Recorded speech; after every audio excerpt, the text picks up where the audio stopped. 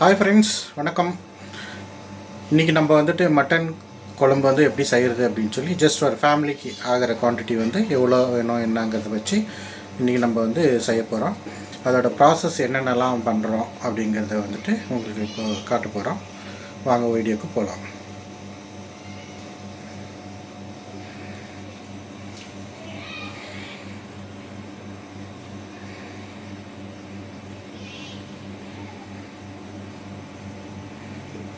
பாருங்கள், இதெல்லாம் தேவையானது.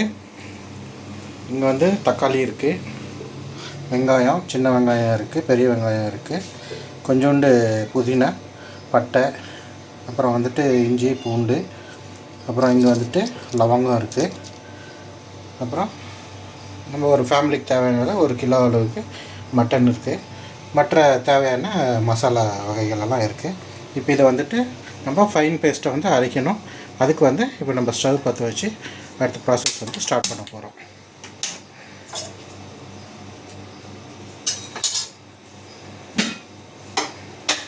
தவா வந்து கொஞ்சம் காஞ்சிருக்கு. இப்போ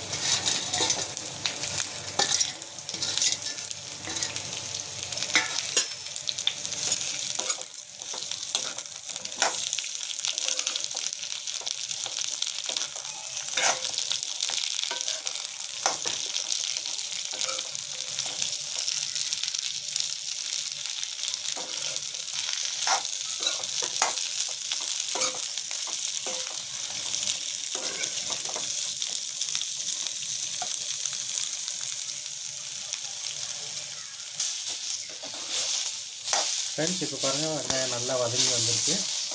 அடுத்து வந்து தக்காளி சேர்த்து போகிறோம்.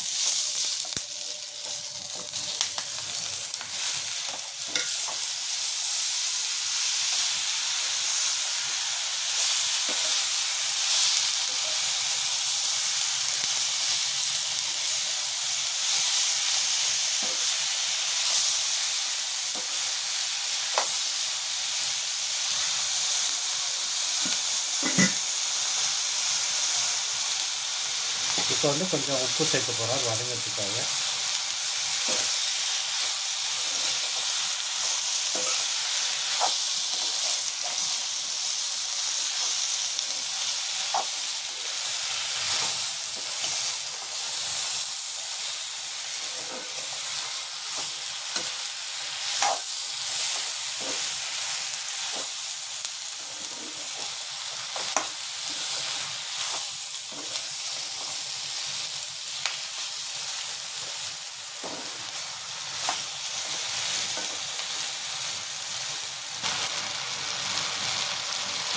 ஃப்ரெண்ட்ஸ், இப்போ நல்லா வந்து வதங்கியிருக்கு. கூடவே இப்போ வந்துட்டு கொஞ்சம் மஞ்சள்தூள், அப்புறமா மிளகாத்தூள் கொஞ்சம், கூடவே தனியாத்தூள் எல்லாம் ஒரு ஸ்பூன் அளவுக்கு, கூடவே மட்டன் மசாலா கொஞ்சம் சேர்த்துக்கிறோம்.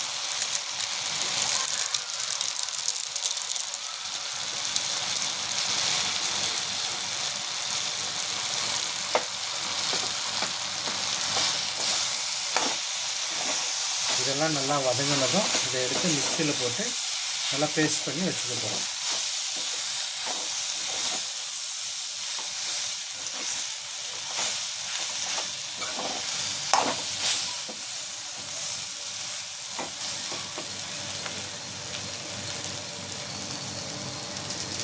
இப்போ வந்து எல்லாம் வதங்கியிருக்கு.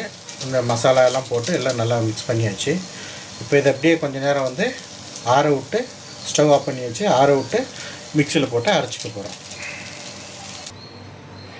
ஃப்ரெண்ட்ஸ், அந்த வதக்கினத மசாலா ஐட்டம் எல்லாத்தையும் இப்போ அரைச்சியாச்சு. நல்லா மிக்சியில் போட்டு ஃபைன் பேஸ்ட் ஆகிருக்கு. அடுத்து இப்போ நம்ம வந்து ஸ்டவ் பற்ற வச்சு நெக்ஸ்ட் ப்ராசஸ் ஸ்டார்ட் பண்ண போகிறோம்.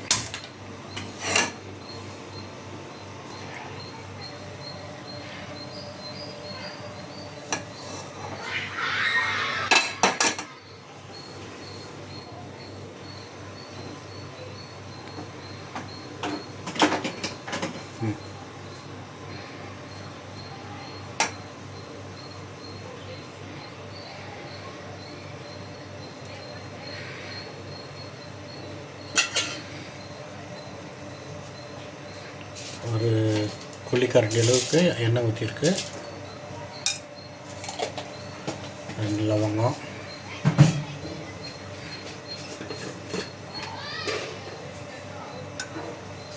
பட்டை. இது ஏன் இவ்வளோ கம்மியாக போடுறோன்னா ஏற்கனவே நம்ம மசாலாவில் போட்டு அரைச்சிருக்கிறோம்.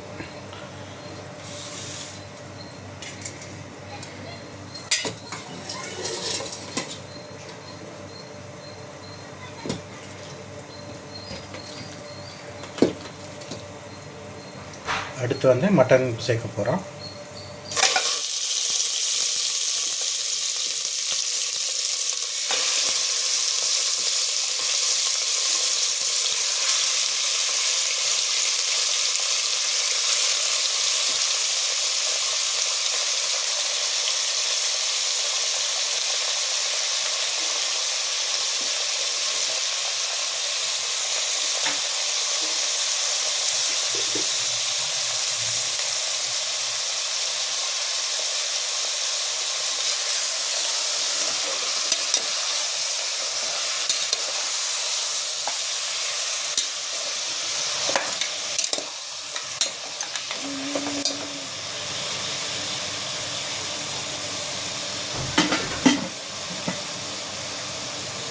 இப்போ வந்து கல்லுப்பு சேர்க்க போகிறோம் தேவையான அளவுக்கு.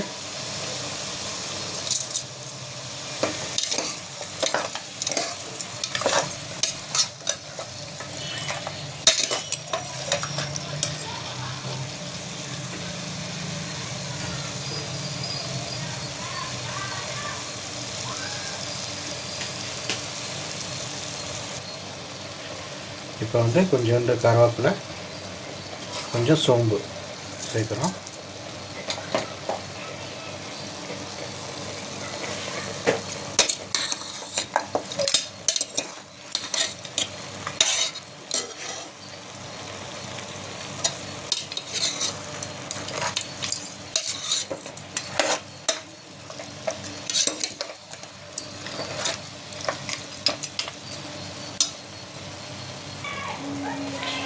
இப்போ வந்து எண்ணெயில் வதக்குனது கொஞ்சம் வந்து வதங்கியிருக்கு.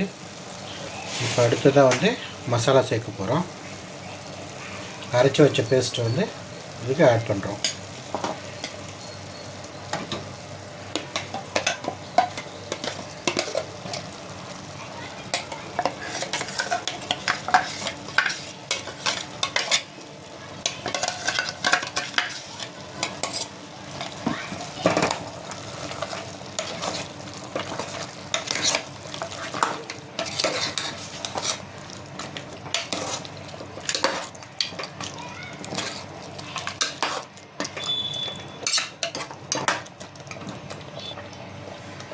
இப்போ மசாலா மிக்ஸ் பண்ணதுக்கப்புறம் தேவையான அளவு தண்ணி சேர்க்கணும். தண்ணி வந்து இந்த மசாலா அரைச்ச மிக்சியில் இருக்கிற அந்த மிச்சம் மீறி மசாலா வந்து நீட்டாக நல்லா வாஷ் பண்ணி இது இதில் ஊற்ற போகிறோம்.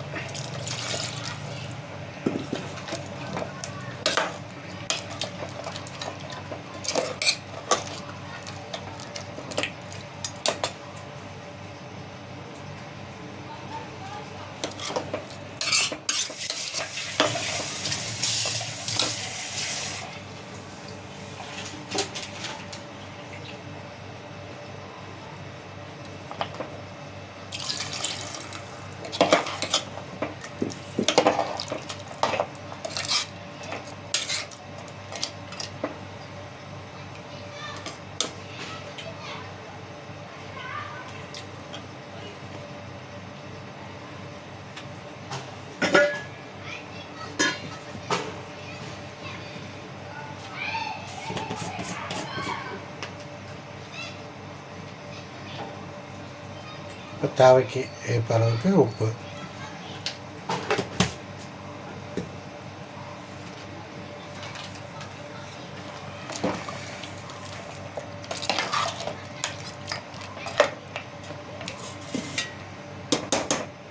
அடுத்ததாக வந்து இப்போ குக்கர் வந்து மூடி விட்டோன்னா ஒரு நமக்கு வேணுன்ற அளவுக்கு அவங்கவுங்களோட இது எப்படியோ டேஸ்ட்டுக்கு தகுந்த மாதிரி சிலர் 4 விசில் விடுவாங்க, சிலர் 5 விசில் விடுவாங்க. அந்த மாதிரி அவங்கவுங்களுக்கு தேவையான அளவு வேக வச்சு இது பண்ணிக்கலாம். குக்கர் மூடியாச்சு. அடுத்து இப்போ நம்ம வீட்டில் வந்து ஒரு 4லேருந்து 5 விசிலுக்குள்ளே விடுவோம். அடுத்து விசில் வர வரைக்கும் வெயிட் பண்ணலாம்.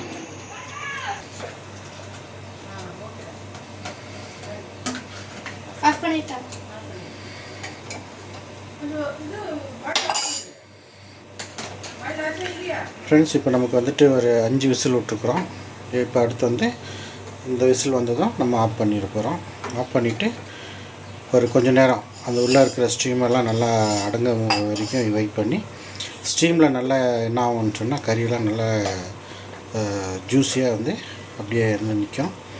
ஸோ எலும்பில் இருக்கிற கறியெல்லாம் நல்லா வெந்து உள்ளே அந்த ஸ்டீம்லேயே நல்லா வெந்துடும். ஸோ அதனால் இதை க்ளோஸ் பண்ணிவிட்டு கொஞ்சம் நேரம் கழித்து மீண்டும் நம்ம பார்ப்போம். ஃப்ரெண்ட்ஸ், இப்போது இந்த கேஸ் எல்லாம் அடங்கியாச்சு. அடங்கினதும் இப்போ ஓப்பன் பண்ணி பார்க்கலாம் எப்படி வந்திருக்கு குழம்புன்னு. வாவ், நல்லா வாசமாக இருக்குது. இப்போ மிக்ஸ் பண்ணி பார்ப்போம் எப்படி இருக்குன்னு.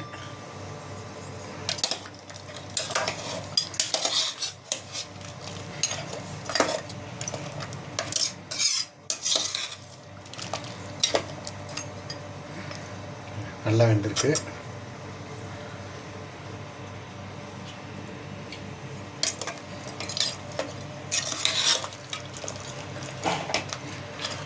ஓகே ஃப்ரெண்ட்ஸ், நம்ம அடுத்த வீடியோவில் வந்து பார்ப்போம். பாய்.